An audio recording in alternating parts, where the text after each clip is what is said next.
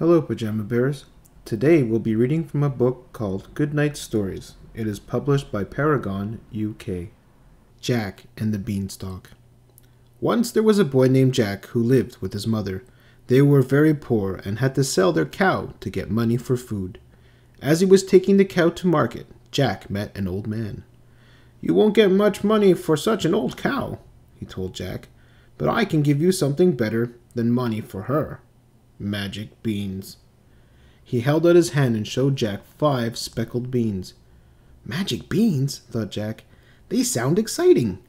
He gave the old man the cow and took the beans, thanking the man politely. Then he went home to his mother. Jack's mother was extremely cross. "Silly boy," she shouted. "Thanks to you, we have no cow and no money." She threw the beans out the window and sent Jack straight to bed. The next morning, Jack was astonished when he looked out of the window. A giant beanstalk had sprung up while he was sleeping, and it stretched up to the sky. Jack ran outside and began to climb the beanstalk. Up and up he went, higher and higher, until he reached the top. There he found a road which led to a big house. Jack's tummy was rumbling with hunger, so he knocked on the large wooden door. A giant woman answered. She looked kind, and Jack asked if she would give him some breakfast. "You will be breakfast if my husband finds you," she told Jack. "He's much bigger than me, and he eats children." But Jack begged and pleaded, and at last the woman let him in. She gave him some bread and milk and hid him in the cupboard. Soon Jack heard loud footsteps and felt the cupboard shake. The giant man was coming. Jack heard him roar. "Fee-fi-fo-fum, I smell the blood of an Englishman." "Don't be silly," the giant's wife said. "You smell the sausages I've cooked for your breakfast. Now sit down and eat." After wolfing down 3 plates of sausages, the giant asked his wife to bring him his gold. She brought 2 big sacks filled with gold coins, which the giant began to count. But he was sleepy after his big breakfast and soon began to snore. Jack crept out of the cupboard and grabbed one of the sacks. Then he rushed out of the house, along the road, and straight down the beanstalk. Jack's mother was overjoyed to see him, and she was even happier when she saw the gold. They lived well while the money lasted, but after a year it had all been spent. Once again, Jack and his mother had nothing to eat.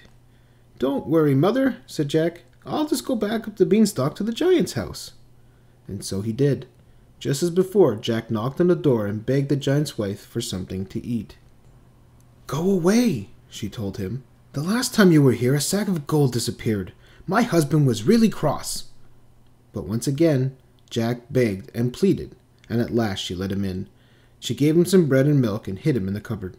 Soon the giant stomped in, bellowing, "Fee-fi-fo-fum, I smell the blood of an Englishman." "Nonsense," said the giant's wife. "You smell the soup I've cooked for your lunch."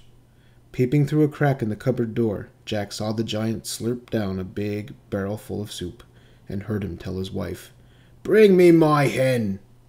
She put a fat red hen on the table, and the giant shouted, "Lay!" To Jack's amazement, the hen laid a golden egg. Jack waited until the giant was asleep.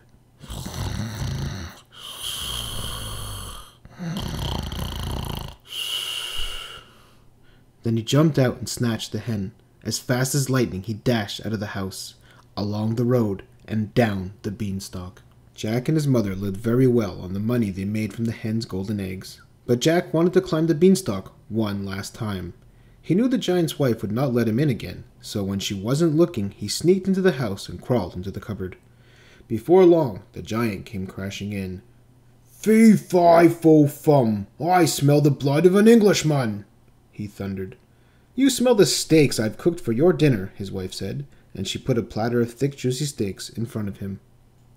After gobbling up the steaks, the giant took out a golden harp and said, "Sing!" The harp played a gentle lullaby, and soon the giant was fast asleep.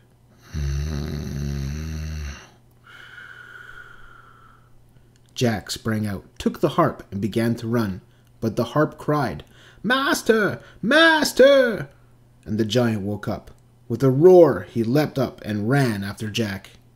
Holding the harp tightly, Jack ran for his life, As he scrambled down the beanstalk, he yelled, "Mother! Mother, bring the axe!" Jack took the axe and started to chop down the beanstalk. The giant quickly climbed back up to the top before it snapped in two. That was the last time Jack saw him. With the hen and the harp, Jack and his mother were able to live happily ever after, and they were never hungry again.